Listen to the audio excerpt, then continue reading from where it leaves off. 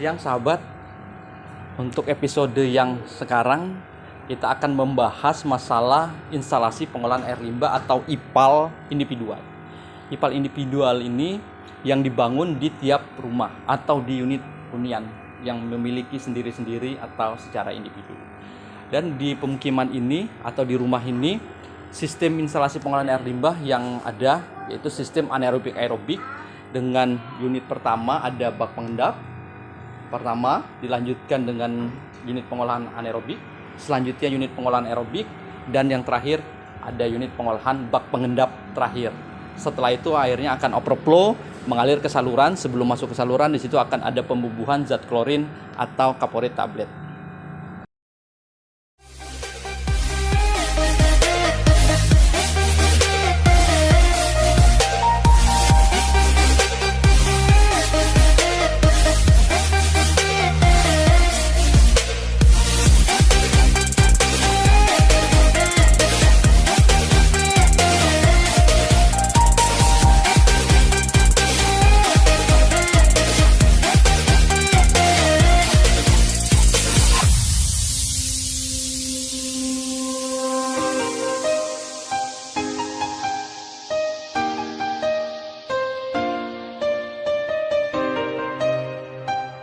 Sumber air limbah yang berasal dari dapur sebelum masuk ke jaringan perpipaan menuju IPAL yaitu melewati atau lewat treatment awal yaitu grease trap.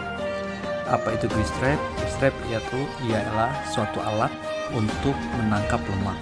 Karena lemak berat jenisnya lebih kecil dari air, maka lemak akan mengapung, dan secara pengelolaan nanti lemaknya kita ambil secara manual, kita kantong, kita masukkan ke plastik, kita buang ke tempat sampah. Sedangkan untuk sumber air limbah yang berasal dari kamar mandi atau black water yang dari kloset, dari sikat gigi, dari wastafel, dan dari bekas mandi juga akan masuk ke jaringan perpipaan, akan kita olah di unit instalasi pengolahan air limbah.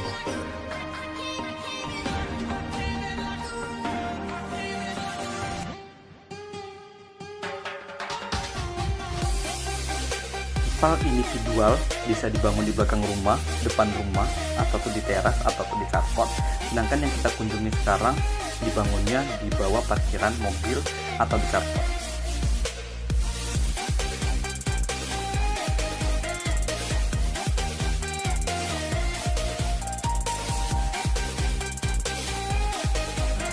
Ini adalah unit pengolahan awal, yaitu bak pengendap atau bak sedimentasi pertama. Di sini berfungsi untuk mengendapkan partikel-partikel diskrit, dan di sini nanti akan ada penurunan TSS, dan selanjutnya akan melimpas ke unit pengolahan kedua yaitu bak anaerobik. Di sini akan ada penurunan kandungan BOD, dan di bak anaerobik ini menggunakan media lekat. Ini contoh media lekatnya. Dari unit pengolahan anaerobik akan melimpas ke pengolahan aerobik. Di sini pengolahan aerobik menggunakan suplai udara dari blower. Di sini akan ada terbentuk biomasa dan akan overflow airnya ke unit pengolahan sedimentasi kedua, dan biomasa akan terbawa, dan lumpur aktif yang mengendap di bak sedimentasi akan dibalikan lagi ke unit aerasi, dan supernatannya akan menuju ke saluran.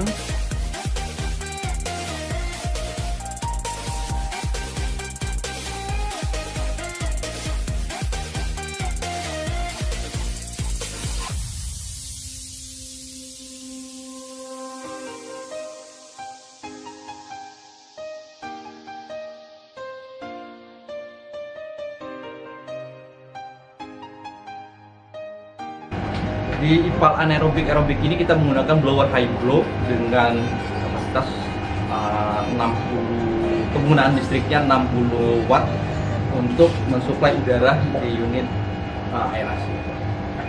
Oke, selanjutnya dari bak pengendap akhir, airnya akan overflow, akan mengalir ke badan air atau ke saluran drainase, tapi sebelumnya ada unit klorinator untuk pembubuhan klorin tablet atau kaporit tablet. Dilanjutkan baru masuk ke saluran penerima, yaitu saluran lingkungan drainase yang ada di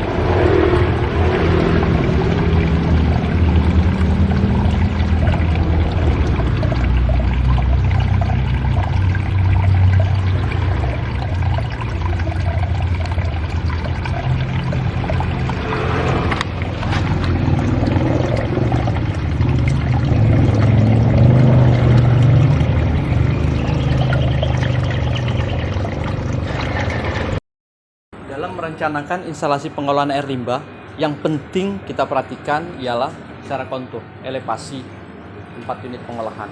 Jadi hasil air pengolahan atau effluent diusahakan dia akan overflow sendirinya masuk ke saluran. Jadi tidak menggunakan pompa. Jadi kita akan mengurangi perawatan dengan secara gravitasi untuk pembuangannya. Oke, untuk sekarang akan berakhir juga sharing-sharing kita di instalasi pengolahan air limbah individual. Akan kita lanjutkan di episode yang selanjutnya.